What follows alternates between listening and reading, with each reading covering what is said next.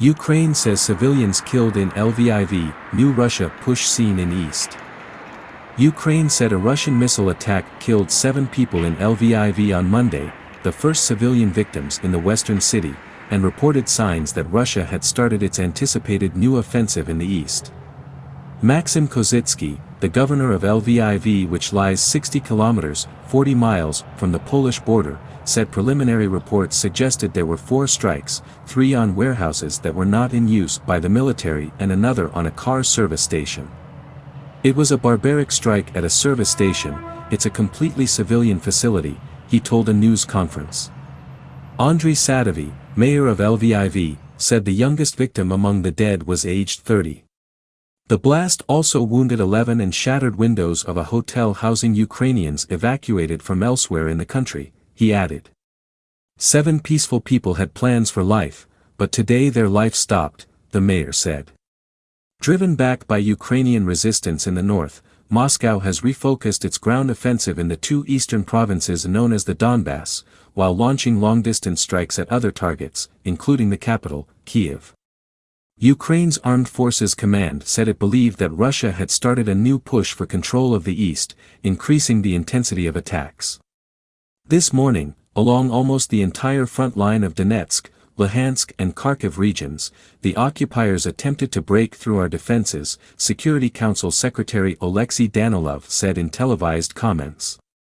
"They began their attempt to start the active phase this morning," he said.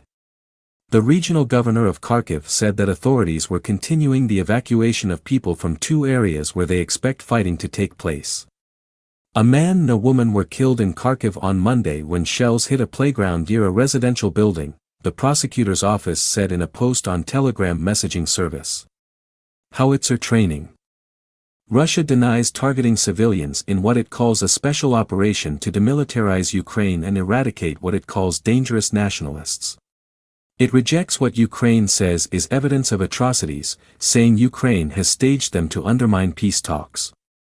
Western capitals and Kyiv accuse Russian President Vladimir Putin of unprovoked aggression.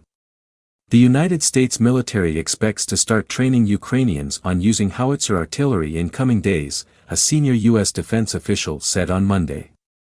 Last week, U.S. President Joe Biden announced an additional $800 million in military assistance to Ukraine, expanding the aid to include heavy artillery ahead of a wider Russian assault expected in eastern Ukraine. The official, speaking on condition of anonymity, said the howitzer training would take place outside Ukraine. French President Emmanuel Macron on Monday said that his dialogue with Putin had stalled after mass killings were discovered in Ukraine.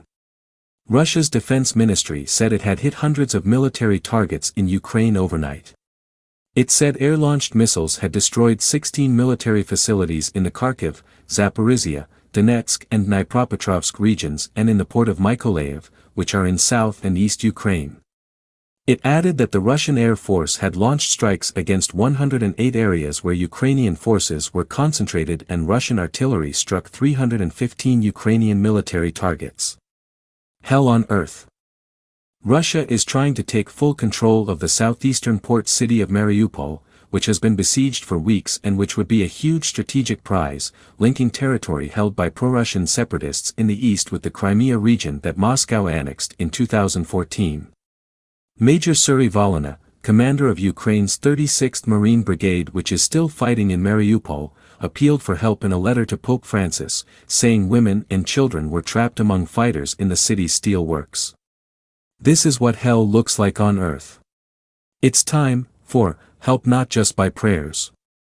Save our lives from satanic hands, the letter said, according to excerpts tweeted by Ukraine's ambassador to the Vatican. No fewer than 1,000 civilians were hiding in underground shelters beneath the vast Azovstal steel plant, the city council said on Monday. Video and audio footage showed explosions rumbling and smoke rising from the steelworks, which contain myriad buildings, blast furnaces and rail tracks.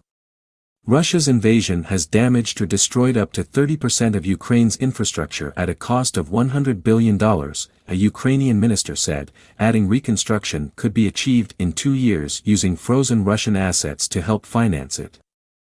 The Office of the UN High Commissioner said on Monday that the civilian death toll from the war in Ukraine had surpassed 2,000, reaching 2,072 as of midnight on April 17 from the start of the Russian invasion on February 24. About 4 million Ukrainians have fled the country.